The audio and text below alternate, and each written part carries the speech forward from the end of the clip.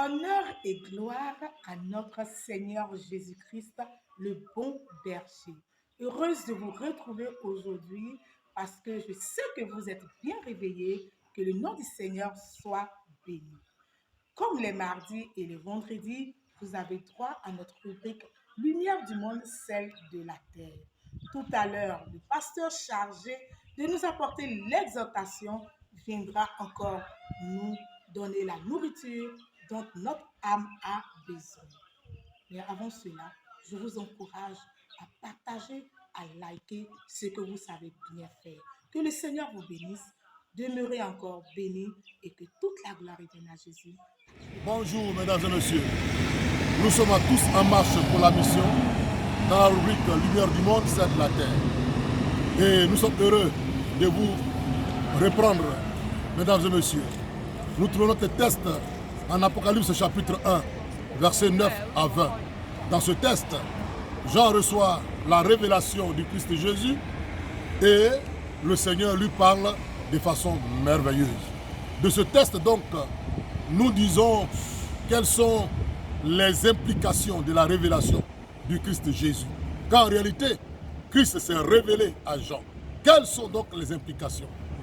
Jean dit, quand je le vis, j'ai tombé donc devant lui comme mort. Alors, la première implication, c'est quand on voit le Seigneur, on tombe devant lui comme mort. On n'est plus maître de soi-même. C'est le Seigneur qui nous conduit. C'est lui qui nous dirige. Il est tombé devant le Seigneur comme mort. Puis quand on connaît Dieu, oui, on laisse le Seigneur prendre la place. Quand on connaît Jésus-Christ, on lui laisse toute la place dans nos vies. Alors, tombe mort devant le Seigneur et tu verras sa gloire. Il dit, il posa sa main droite sur moi. Et oui, la révélation du Christ Jésus implique un revêtement de puissance. Nous savons que le Seigneur est assis donc dans la puissance de Dieu, à sa droite bien sûr. Il posa sa main droite sur moi.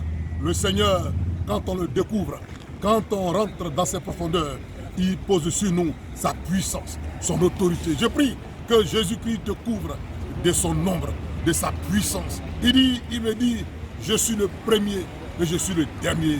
L'implication, la révélation du Christ Jésus, il est notre alpha et l'oméga. Il est le commencement et la fin. Que Christ soit ton commencement, que Christ soit ta fin. Oui, il dit que je suis le premier, je suis le dernier. Jésus-Christ est donc le commencement et Jésus-Christ est la fin de toutes choses. Oui, reste avec le Seigneur. Ne va pas à gauche, ne va pas à droite, mais demeure sur le Seigneur.